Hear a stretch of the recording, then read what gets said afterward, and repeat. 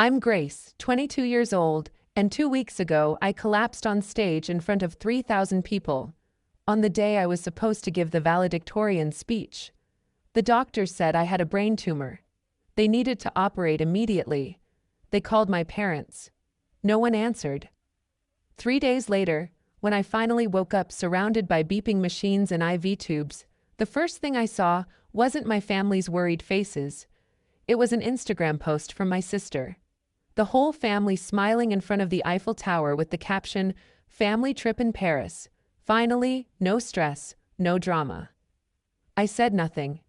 I didn't comment. I didn't call to confront them. Until 65 missed calls from Dad appeared on my screen along with one text.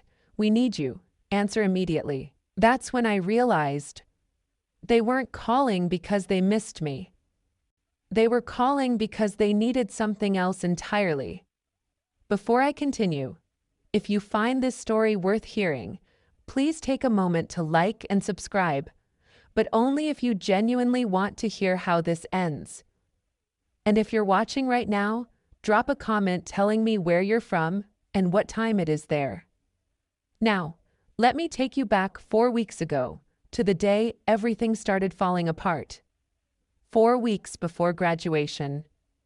I'm standing in my childhood kitchen, watching Mom flip through a stack of wedding magazines. Not for me, of course. For Meredith. My older sister just got engaged, and suddenly the entire house revolves around her timeline. "Grace, can you pick up the napkin samples from the printer tomorrow?" Mom doesn't look up. Meredith's too busy with dress fittings. "I have finals, Mom." "You'll manage, you always do." That's the thing about being the reliable one. Everyone assumes you'll just handle it. I've been handling things for 4 years now, working 25 hours a week at a coffee shop while maintaining a 4.0 GPA, paying my own tuition through scholarships and tips. Meanwhile, Meredith's entire education was funded by our parents. Every semester. No questions asked. "Mom, I actually wanted to talk to you about graduation." I keep my voice casual. "I need to get something to wear for the ceremony. Maybe we could go shopping this weekend?" Mom finally looks up, but her eyes are already drifting back to the magazines. "Sweetie, you're so good at finding deals online. I'm sure you'll figure something out. I need to focus on your sister's engagement party. It's in 2 weeks. But graduation is..." "Grace." Her tone sharpens. "Your sister is bringing her fiancé's parents. Everything needs to be perfect." I nod. I always nod. Later that evening, I'm folding laundry in my old room when I hear Mom on the phone with her friend Linda. "Oh, the graduation?" "Yes, she's valedictorian. Can you believe it?" A pause. A laugh. "But honestly, the timing is terrible. Meredith's engagement party is that same week and that takes priority. Grace understands. She's always been so independent. That's the word they use when they mean forgettable." That night, I call the only person who's ever asked how I'm actually doing. Grandpa Howard picks up on the second ring. "Gracie, I was just thinking about you." Something in my chest loosens. "Hey, Grandpa. Tell me everything. How are finals? How's the speech coming along?" I sink onto my bed, phone pressed to my ear. For the next 20 minutes, I actually talk. About my thesis. About the speech I've rewritten 6 times. About how terrified I am of standing in front of thousands of people. "Grace," Grandpa says when I finish, "do you have your dress yet? Shoes? Do you need anything?" My throat tightens. "I'm fine, Grandpa. Really." He's quiet for a moment, the kind of quiet that means he doesn't believe me. "Your grandmother would be so proud of you," he finally says. "You know that, right? She always said you had her spirit." I never met Grandma Eleanor. She died before I was born. But I've seen pictures.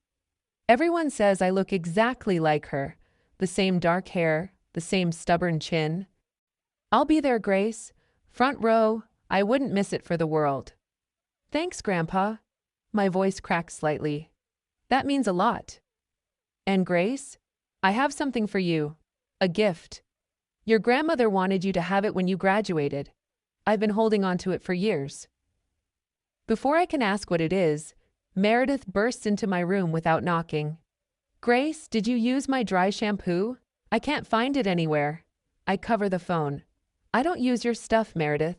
She rolls her eyes, flashes her engagement ring like it's a weapon. Whatever. Oh, congratulations on the valedictorian thing, I guess. Then she's gone. Grandpa heard everything. He says nothing, but his silence speaks volumes. 1 week before graduation. I'm running on 4 hours of sleep, 3 cups of coffee, and pure spite. Finals are done. My thesis is submitted. I've been pulling double shifts at the coffee shop because rent is due, and I refuse to ask my parents for help. They'd just use it as ammunition later. We helped you with rent that one time, remember? My head has been pounding for 3 days straight. I tell myself it's stress. It's always stress. Mom calls while I'm wiping down tables after closing. Grace, I need you home this weekend. The engagement party is Saturday and I need help with setup. Mom, I'm working. Call in sick. Meredith needs you. I grip the phone so hard my knuckles turn white. What about what I need? Silence. Then, Grace, don't be dramatic. It's one weekend. Your sister only gets engaged once. And I only graduate once, I think. Valedictorian, 4 years of perfect grades while working myself to exhaustion. But I don't say that. I never say that. Fine, I'll be there. I hang up and immediately feel the familiar ache behind my eyes intensify. The room tilts slightly. I grab the counter. You okay? My coworker Jamie looks concerned. Yeah, just tired. That night, I have a nosebleed that won't stop for 15 minutes. I tell myself it's the dry air. It's nothing. On the drive home, I get a text from Meredith. Don't forget to pick up the custom napkins and wear something nice. Tyler's parents will be there. Not how are you, not thanks for helping, just orders. My phone buzzes again. Dad this time. Can you pick up Aunt Carol from the airport Friday? Mom and I are busy with Meredith's party prep. I pull over to the side of the road. My hands are shaking, and I can't tell if it's rage or something else entirely. Rachel shows up at my apartment unannounced with Thai food and a worried expression. You look like death, she says, pushing past me into the kitchen. Thanks, love you too. Rachel Miller has been my best friend since freshman orientation. She's the only person who's seen me cry over my family. She's also brutally honest, which I both love and hate. Grace. She sets down the food and turns to face me. When's the last time you slept? Actually slept? I sleep. Liar. She crosses her arms. I talked to Jamie. She said you almost passed out at work yesterday. I was just dizzy. It's finals stress. It's your family stress. Rachel's voice softens. Grace, you're destroying yourself for people who won't even show up to your graduation. They're coming to graduation. Are they?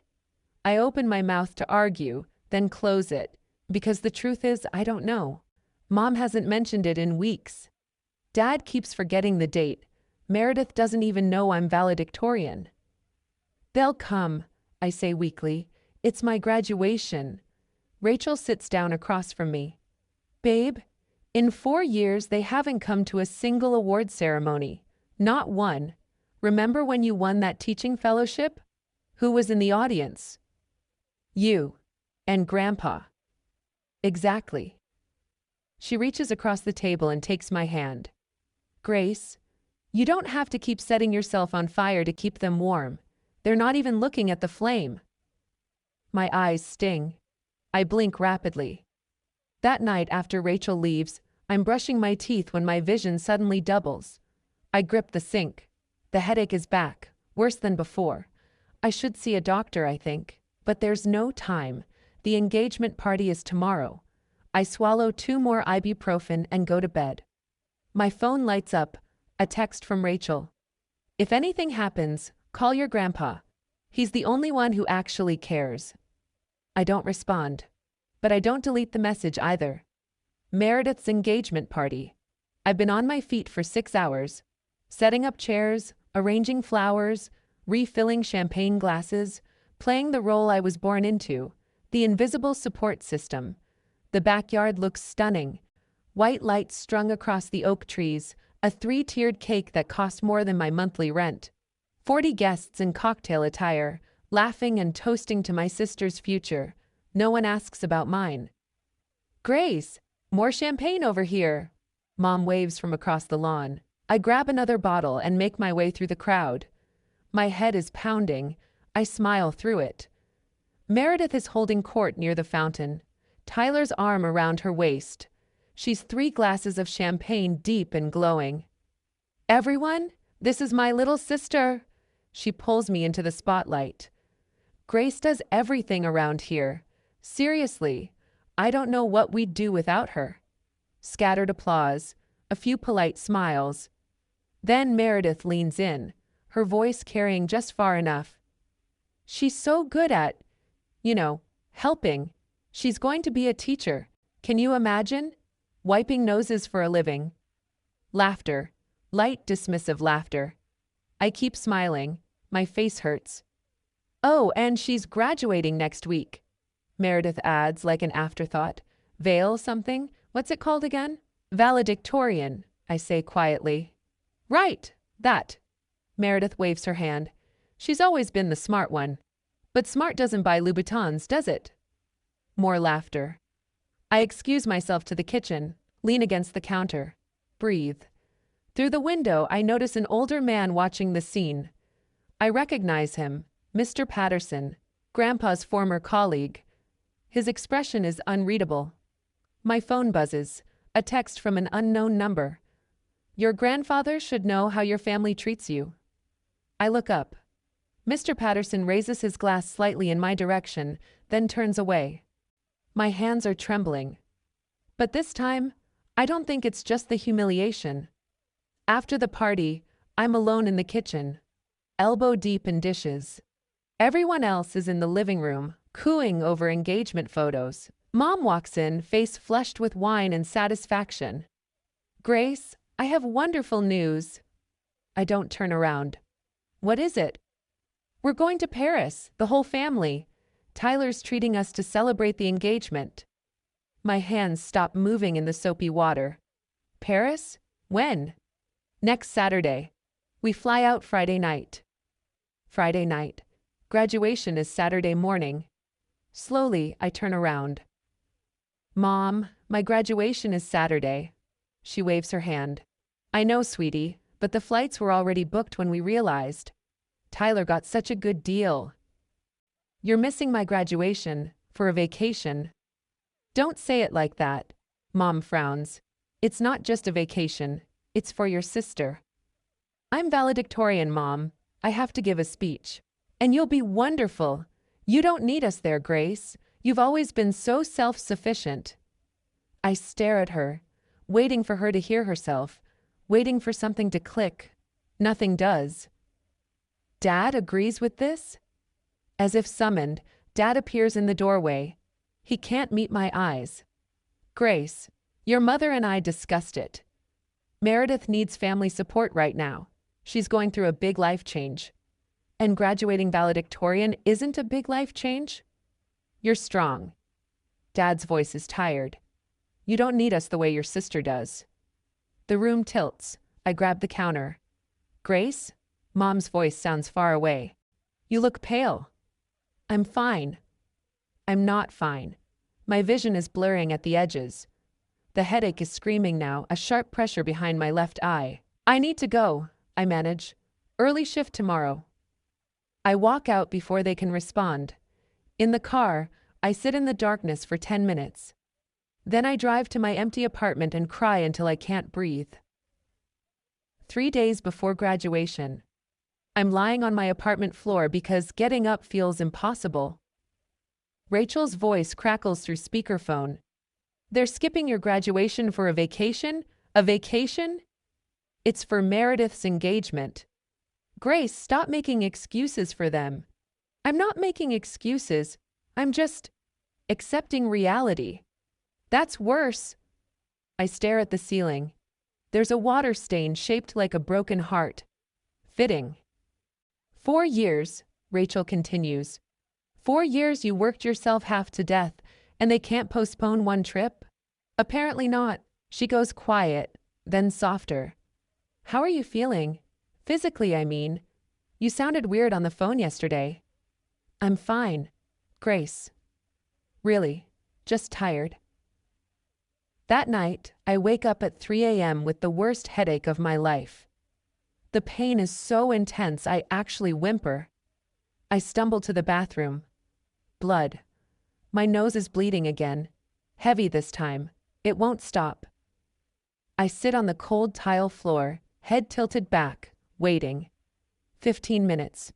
20. Finally, it slows. I look at myself in the mirror. Dark circles, hollow cheeks. When did I start looking like a ghost? I should see a doctor. But graduation is in 3 days, and I have a speech to memorize. I text Rachel. I'm fine, going back to sleep. Then I open my photos. Scroll until I find one of Grandpa and me from last Christmas. He's the only one looking at the camera, the only one standing next to me. I think about what Rachel said. If anything happens, call your grandpa. He's the only one who actually cares. I save his number as my second emergency contact, just in case. Then I swallow more ibuprofen and tell myself 3 more days. I can survive 3 more days. If you've ever felt invisible to the people who were supposed to love you most, if you've ever been the one everyone relies on but no one actually sees, comment invisible below. I see you. I was you. And if you want to know what happened at my graduation, what really happened when I stepped onto that stage, stay with me. Because the next part? I'll never forget it as long as I live. One day before graduation, Grandpa Howard calls while I'm practicing my speech for the 100th time. Grace, are you ready for tomorrow? As ready as I'll ever be. I set down my index cards. Are you sure you can make it? I know the drive is long. Wild horses couldn't keep me away. I can hear the smile in his voice. I'm leaving tonight, staying at a hotel near campus. I want to be there early. My throat tightens. Grandpa, you don't have to. I want to. I need to give you something. He pauses. Something your grandmother wanted you to have. Grandma? She left it for you before she passed. Made me promise to wait until you graduated college. She knew you'd make it, Grace. Even before you were born, she knew. I don't know what to say. Grandpa, what is it? You'll see tomorrow. Just know that your grandmother and I have always believed in you. Even when... He trails off. Even when what? Even when others forgot to. A long pause. Grace, did your father ever tell you I offered to help with your tuition? What? This is news to me. No, he always said you couldn't afford to help both of us. Grandpa makes a sound, somewhere between a sigh and a bitter laugh. Is that what he told you? Grandpa, what do you mean? Tomorrow, he says gently. We'll talk tomorrow, after the ceremony. For now, just know this. You are not alone, Grace. You never were. I hang up the phone, more confused than before. Grandpa had money? He offered to help with my tuition? Then where did it go? The questions chase each other in circles. My head throbs. But there's no time to dwell. Tomorrow is the biggest day of my life. I just have to make it through one more night. Graduation morning. I wake up to a pounding headache and a text from Mom. Just landed in Paris. Have a great graduation, sweetie. So proud of you. Attached is a selfie. The whole family at Charles de Gaulle Airport. Meredith is pouting for the camera. Dad's giving a thumbs up. Mom's smiling like she doesn't have a care in the world, like she hasn't abandoned her daughter on the most important day of her life. I don't respond. Rachel picks me up at 9. She takes one look at me and frowns. Grace, you're gray, like actually gray. I'm nervous, it's fine. It's not fine. When did you last eat? I had coffee. That's not food. She forces me to eat half a granola bar while she drives. I manage 3 bites before my stomach rebels. The campus is already buzzing with activity, families everywhere, balloons, flowers, proud parents snapping photos. I try not to look at them. In the staging area, I check my phone one more time. Another text from Mom. Send pics. We want to see everything. They want to see everything, but they didn't want to be there to see anything. I'm about to put my phone away when I notice something. My emergency contact form for the university. I filled it out freshman year and never updated it. Primary contact: Douglas Donovan, father. Secondary contact: Pamela Donovan, mother. On impulse, I pull up the form online, add a third line. Secondary contact: Howard Donovan, grandfather. I don't know why. It just feels right. Then I see him. Grandpa in the front row, already seated, already waiting. He waves. In his hands, I can see a manila envelope. I wave back. For the first time all week, I feel like I can breathe. Grace Donovan? A stage manager approaches. You're up in 10 minutes. 10 minutes. I can do this. I just have to stay standing long enough to make it through. 3,000 people. The sun is blazing. My cap feels too tight. The black gown absorbs heat like a furnace. My name echoes through the speakers. And now, our valedictorian, Grace Donovan. Applause. A roar of applause. I walk to the podium. 1 foot in front of the other. The stage lights are blinding. I grip the microphone. Find Grandpa in the crowd. He's beaming. Rachel is next to him. Phone out, recording. 2 empty seats beside them. Reserved for family. No one claimed them. I clear my throat.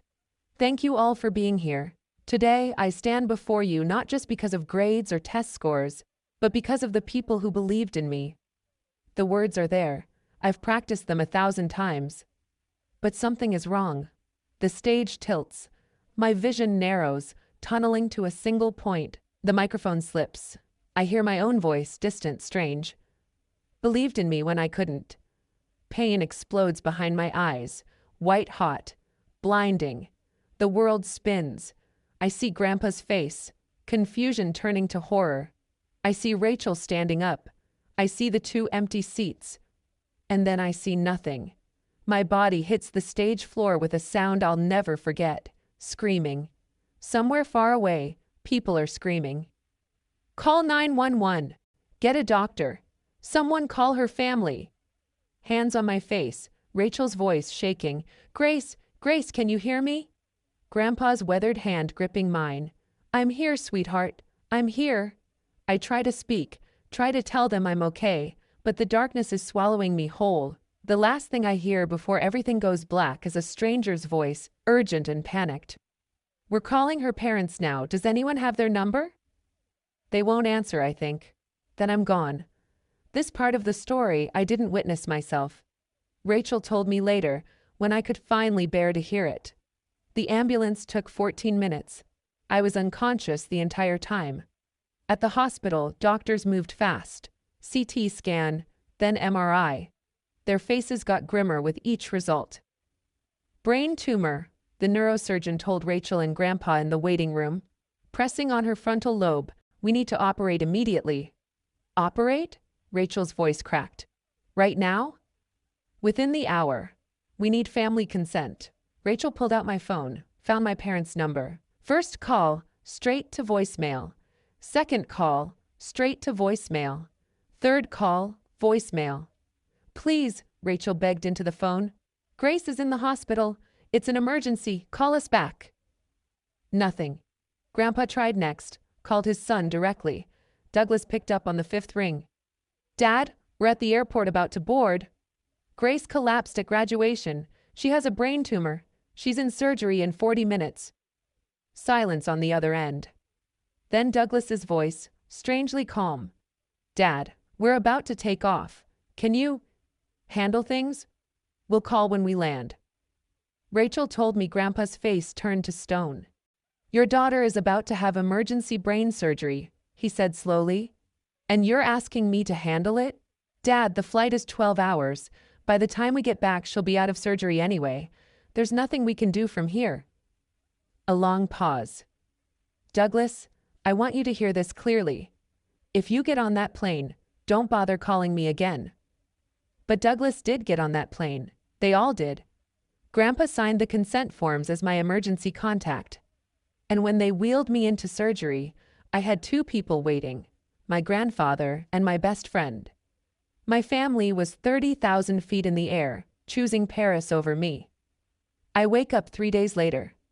The first thing I see is white. White ceiling, white walls, white sheets. The second thing I see is Grandpa, asleep in a chair next to my bed, still wearing the suit from graduation. The third thing I see is Rachel, curled up on a cot in the corner, dark circles under her eyes. I try to speak. My throat feels like sandpaper. Rachel stirs, opens her eyes, sees me. Grace! She's at my bedside in seconds, tears streaming. Oh my God!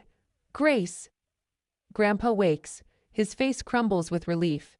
My girl, he whispers. My brave girl. I try to form words. What happened? Rachel and Grandpa exchange a look, the kind of look that tells me something is very wrong. You had a brain tumor, Rachel says carefully. They removed it. You're going to be okay. Surgery? 3 days ago. You've been unconscious. 3 days. I turn my head, see my phone on the nightstand, charging. My parents? Another look exchanged. Rachel hands me the phone. Grace, maybe you should wait. But I'm already opening Instagram.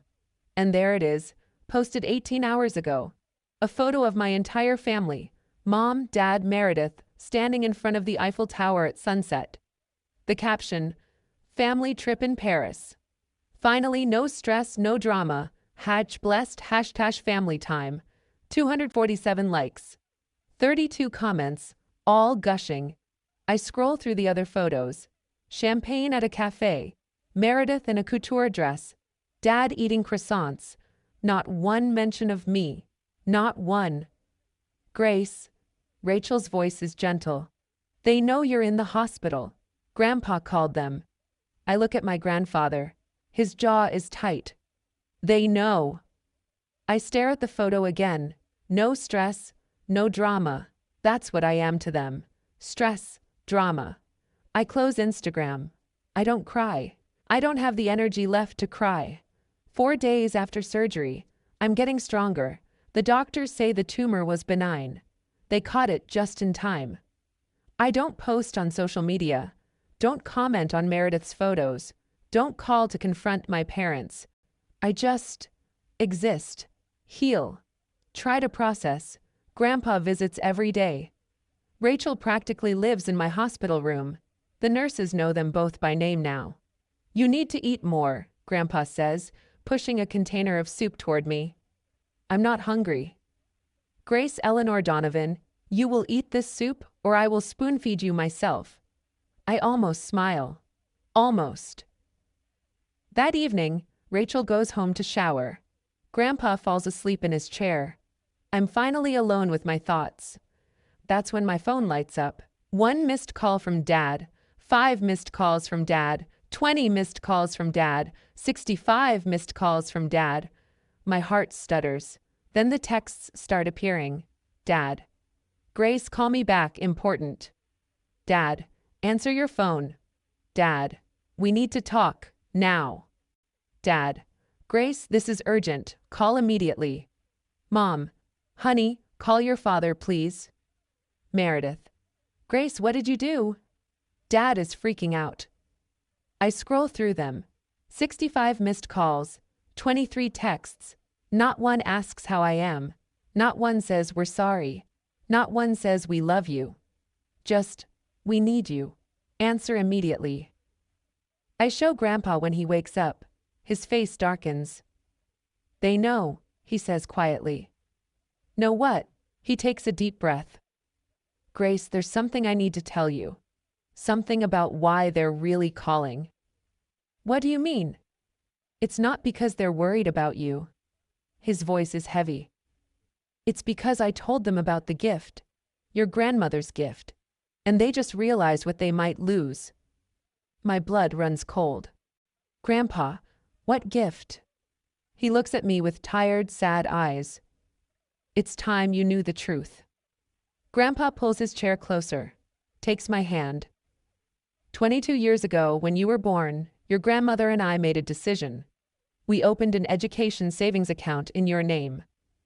For college? Not exactly. He shakes his head. We knew your parents would pay for college. That's what we told ourselves anyway. This account was different. A graduation gift. Seed money for your future. Your grandmother called it your freedom fund. How much? Grandpa hesitates. Enough to buy a small house, or start a business, or put a down payment on whatever dreams you had. My head spins. That's life-changing money. But Dad told me you didn't have money to help with tuition, that you could only help Meredith because Meredith asked. Grandpa's voice turns bitter. Your father asked me for money for both your educations. I gave it. I wrote 2 checks, one for you, one for Meredith. Same amount. Then where did my money go? Where? I don't know, but I can guess. He pulls out his phone, shows me a photo, a bank statement, 2 withdrawals on the same day 4 years ago. Your parents cashed both checks. They put Meredith's portion toward her tuition, and yours. I think about their new kitchen renovation, Mom's designer bags, the vacation fund they always seem to have. They spent it, I whisper. I believe so. And this freedom fund? They didn't know about it? I never told them. I knew, Grace. Even back then I knew they treated you differently. This money was always meant to bypass them entirely, directly to you, on your graduation day. But now they know. I told your father when you were in surgery. I was angry. I said if he didn't come home, I'd make sure you received everything. Grandpa sighs. I shouldn't have said it like that, but I was furious. That's why they're calling. Yes. Not for me. For the money. They arrive the next afternoon. I hear them before I see them. Mom's heels clicking down the hospital corridor. Her voice too loud. Which room? Donovan? Grace Donovan? Rachel stands up from her chair. I should go. Stay, please.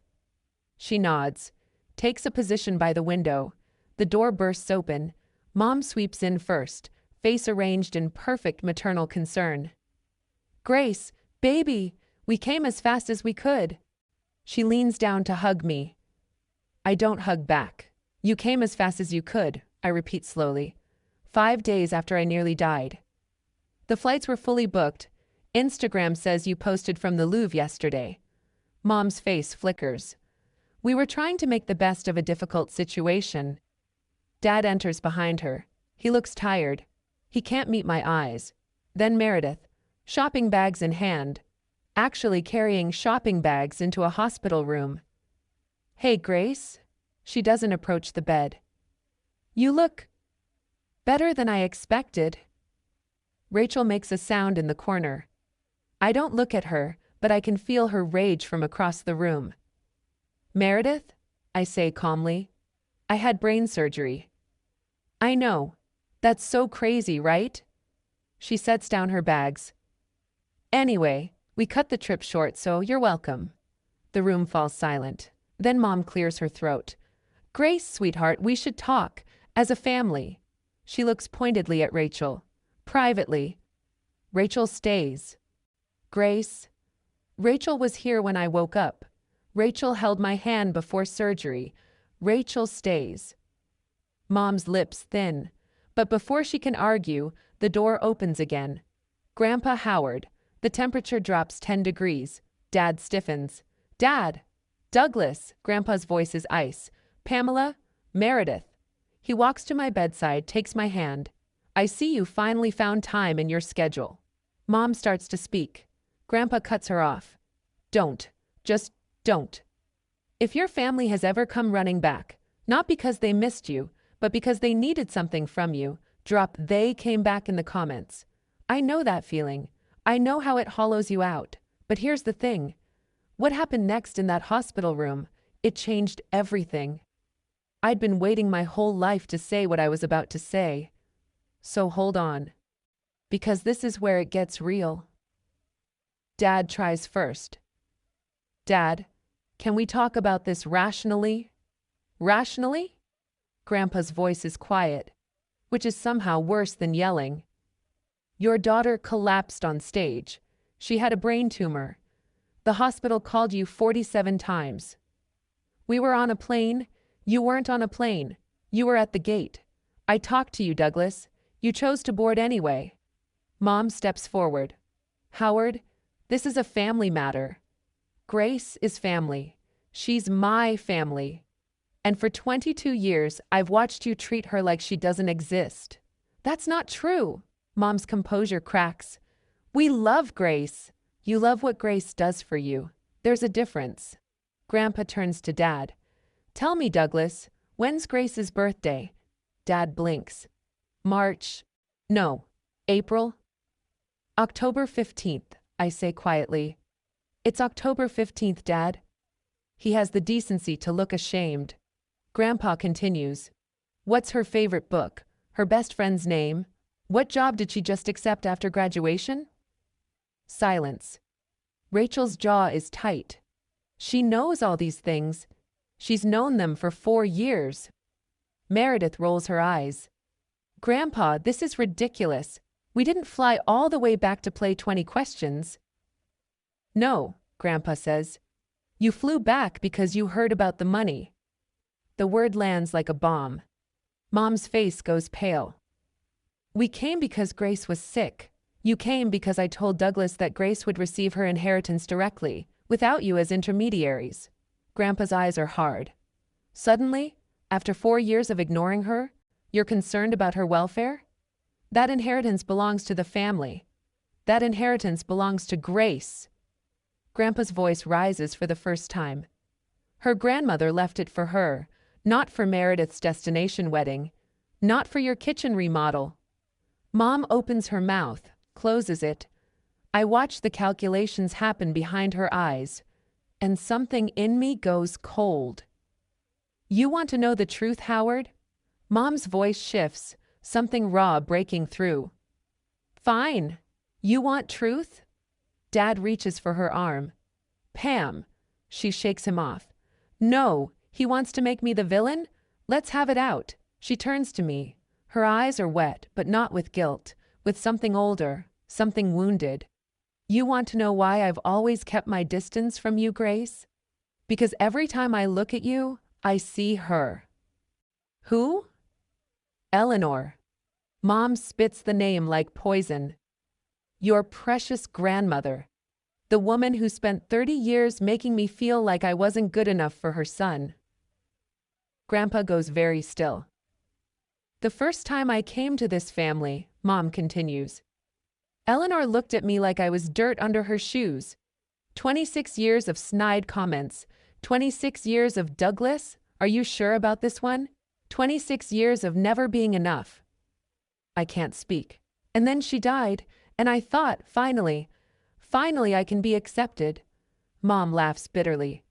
But then you were born, Grace, and you looked exactly like her. Same eyes, same stubborn chin, same everything. That's not Grace's fault, Rachel says sharply. I know that, Mom screams, then quieter. I know that, but every time I looked at her, I saw Eleanor judging me. I couldn't. She breaks off, covers her face. I should feel sympathy. Part of me does, but another part of me thinks, I was a baby. I was a child. I spent 22 years wondering why my mother couldn't love me. And the answer is, because I have my grandmother's face. A woman I never even met. Mom, I say slowly, I'm not Grandma Eleanor. I know. Do you? Because I've spent my whole life paying for something I didn't do. She doesn't answer. That tells me everything. I push myself up against the pillows. My body is weak, but my voice is steady. Mom, I say. I understand now. You had a painful relationship with Grandma. You felt judged. That hurt you. Hope flickers in her eyes. But that is not my fault. The hope dims. For 22 years I've done everything right. Perfect grades, no trouble. I worked 3 jobs so you wouldn't have to pay for my education. I showed up to every family event. I helped with every party, every holiday, every crisis. Grace, I'm not finished. My voice doesn't waver. I did all of that because I thought if I tried hard enough, you would finally see me. Finally love me the way you love Meredith. Meredith shifts uncomfortably. But I was wrong, because you were never going to see me. You were always going to see her. I turn to Dad. And you. You watched this happen for 22 years and said nothing. He flinches. Grace, I didn't know how to How to what? Stand up for your daughter? Ask your wife why she flinches when I enter a room? It's complicated. It's really not. I shake my head. You chose the path of least resistance, and the path of least resistance meant sacrificing me. Grandpa squeezes my hand. I look at each of them in turn, Mom crying quietly, Dad staring at the floor, Meredith, arms crossed, defensive. I don't hate you, I say, any of you, but I also can't keep pretending this is normal. I can't keep being the invisible one. What do you want? Dad asks quietly. I take a breath. I want you to see me as a person, not as a ghost, not as a burden, not as someone who exists to make your lives easier. And if we can't, I meet his eyes. Then I'll mourn the family I wished I had, and I'll build a new one. The room is silent. I turn to Grandpa. I want to talk about Grandma's gift. He nods, pulls the manila envelope from his jacket, the same envelope he brought to graduation. This is yours, he says. Your grandmother set it aside 25 years ago. It's been growing interest ever since. I take the envelope. Don't open it. I know what you're thinking, I say to my parents. You're wondering if I'll share it, if I'll bail out Meredith's wedding or pay for your next renovation. Mom starts to speak, stops. I'm not going to do that. Grace, Meredith finally breaks her silence. That's so selfish. Grandma wanted me to have it, not you, me. But we're family. Family. I almost laugh. You're using that word now? After you posted Instagram photos from Paris while I was in brain surgery? Meredith's face reddens. I didn't know it was that serious, because you didn't ask. She falls silent. I look at Mom. I'm not taking this money to hurt you. I'm taking it because it's mine. Because Grandma wanted me to have options, to not depend on people who see me as an afterthought. What about us? Dad asks. Are we just supposed to lose you? You already lost me. My voice softens, just slightly. Years ago, when you stopped showing up, when you stopped asking how I was, when you let me become invisible. I take a breath, but I'm not shutting the door completely. If you want to be in my life, really in my life, you have to earn it. You have to see me as Grace, not as Eleanor's ghost, not as Meredith's backup, just me. And if we try, Mom's voice is small, then we can start over, slowly, with boundaries. What kind of boundaries? I look her in the eye. I'll let you know when I'm ready. Meredith moves first. She grabs her shopping bags, face tight with anger. This is insane. You're choosing to tear this family apart over money. This isn't about money, Meredith. Really? Because it sounds like I nearly died. You went shopping. She freezes. I'm not saying that to make you feel guilty. I'm saying it because you need to hear it. You need to understand what it felt like to wake up in a hospital bed and see your family posing in front of the Eiffel Tower. Her lower lip trembles. For a moment, I see something crack behind her eyes. Then she walks out. The door clicks shut behind her. Mom is crying now. Real tears. the kind that can't be faked. "I'm sorry," she whispers. "I'm so sorry, Grace. I know. I was wrong. I was so wrong." "I know, Mom. But I don't know how to fix it." "Neither do I, not yet." I pause. "But if you really want to try, you have to get help. Talk to someone, a therapist. Work through whatever Eleanor made you feel, so you stop projecting it onto me." She nods, wipes her eyes, leaves without another word. Now it's just me, Dad, Grandpa, and Rachel. Dad sits down heavily in the chair beside my bed. "Grace," he says quietly, "I failed you." "Yes." "I should have protected you." "Yes." "I told myself you were strong, that you didn't need me. But that was just an excuse." "It was." He looks at me. For the first time maybe ever, really looks at me. I can't undo 22 years. But can I try to do better? I study his face, the genuine remorse there. "Call me next week," I say finally. "Ask me how I'm doing, and actually listen to the answer." He nods, stands, squeezes my hand once. "I will." Then he's gone too. 2 weeks later. I'm discharged from the hospital with a clean bill of health. The tumor is gone. The doctors call it a miracle. I call it a second chance. I don't move back home. I use a small portion of Grandma's gift to rent a tiny apartment near the school where I'll be teaching in the fall. It's nothing fancy, 1 bedroom, a kitchenette, a window that overlooks a parking lot. But it's mine. The fallout happens fast. Meredith blocks me on every social media platform. Her new bio reads, "Some people don't appreciate family." I screenshot it, send it to Rachel. Rachel sends back a string of middle finger emojis. 2 days later, I get a call from Rachel. She sounds gleeful. "You're not going to believe this." "What?" "Tyler, Meredith's fiancé, he heard the whole story. From his mother, who heard it from the hospital grapevine." Rachel is practically bouncing. "He's reconsidering the engagement." I don't feel triumphant, just tired. That's not what I wanted. I know, but still.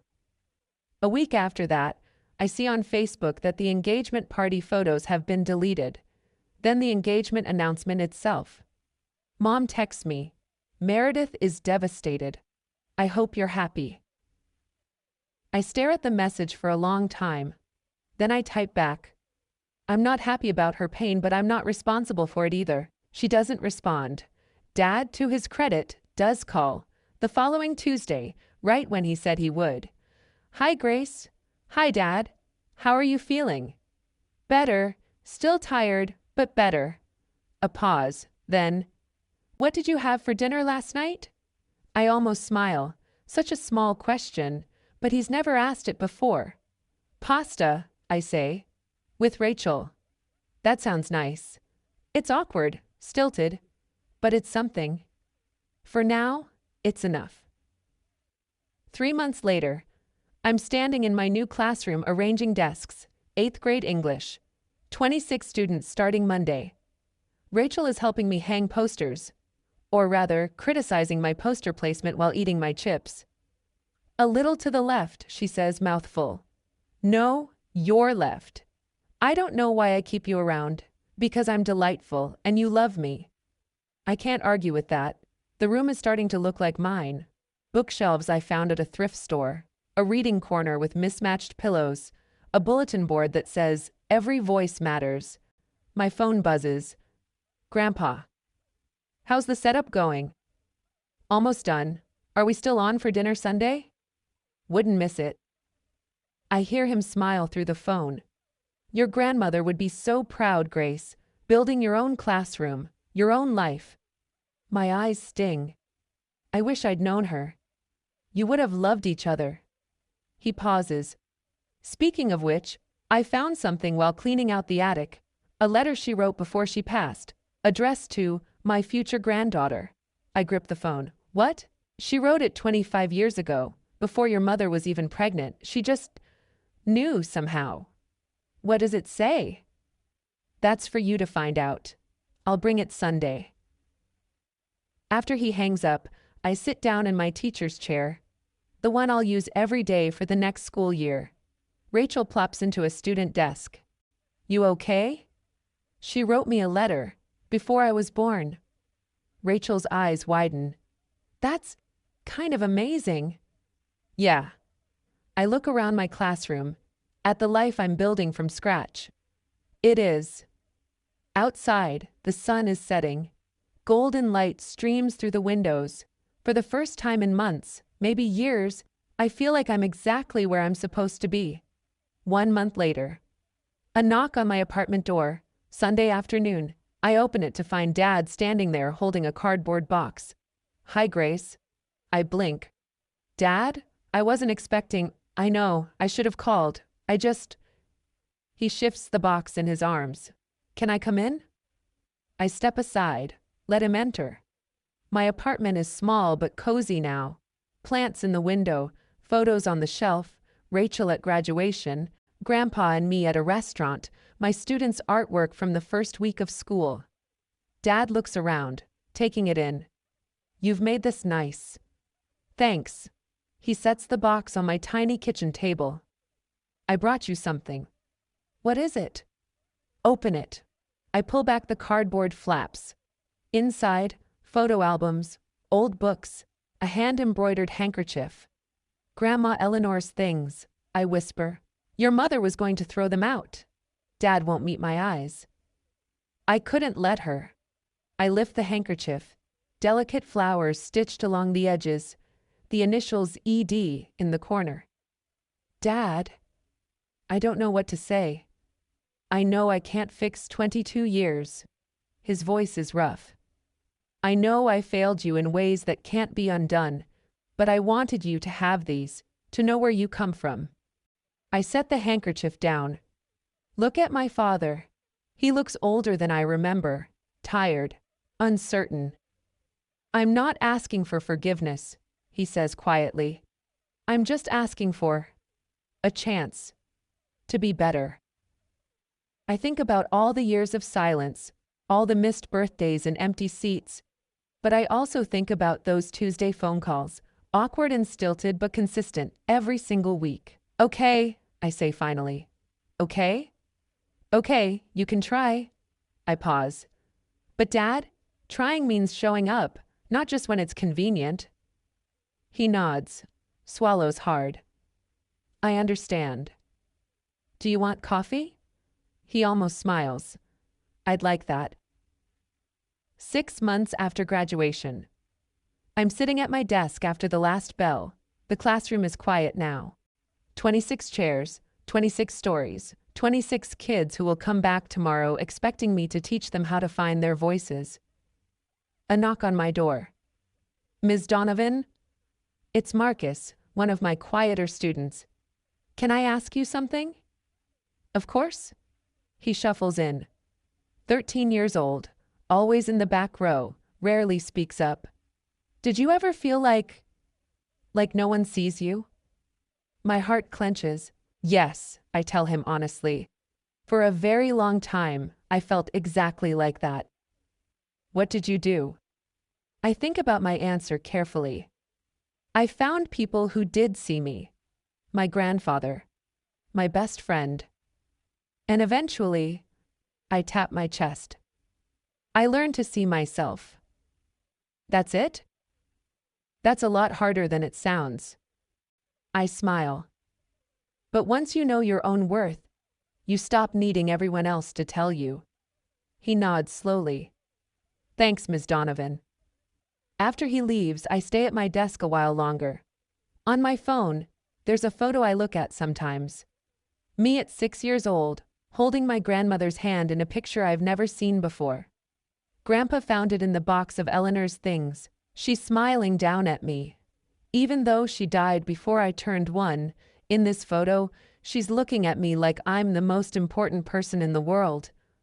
I used to think love was something you had to earn, work for, sacrifice yourself for. Now I know better. Love is who shows up. Love is who stays. And I don't need to keep setting myself on fire to prove I'm worth someone's warmth. I know my worth now. That's enough. That's more than enough. 1 year after graduation, my phone rings while I'm grading papers, a number I haven't seen in months. Meredith. I let it ring twice, 3 times. Then I answer. Grace? Her voice is smaller than I've ever heard it. Can we talk? I'm listening. Tyler left, for real this time. She laughs, but it's hollow. Turns out his family didn't want a daughter-in-law from a family that abandons people in hospitals. I don't say anything,